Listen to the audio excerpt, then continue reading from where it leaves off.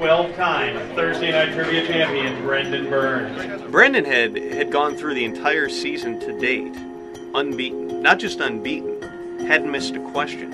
When Brendan walks into these bars, I mean, the whole place comes to a hush. Even people who've never played 1500 ESPN Trivia and have no idea what it is, they can sense that this man means business.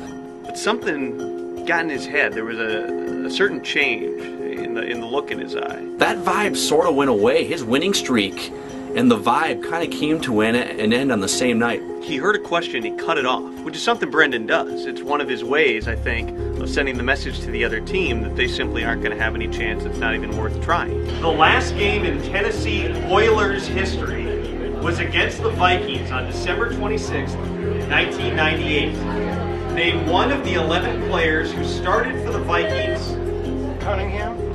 Cunningham is incorrect. I'll finish the question. Name one of the 11 players who started for the Vikings on defense in that game. If you can get one, you get the point.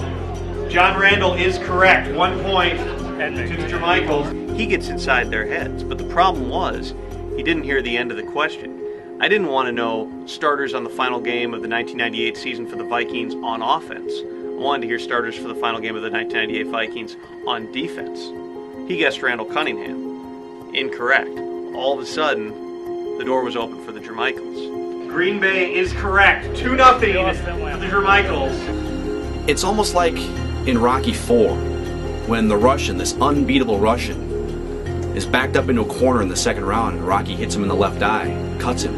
The Russian's cut. It's a bad cut. And that's when Rocky knew that not only could he compete with the Russian, he could beat the Russian. That Russian is Brendan. Blanda is incorrect. The Jermichaels have taken it and the 1500 ESPN Thursday Night Football Trivia title and $100. I think Brendan's built, like all great minds, on a sense of confidence.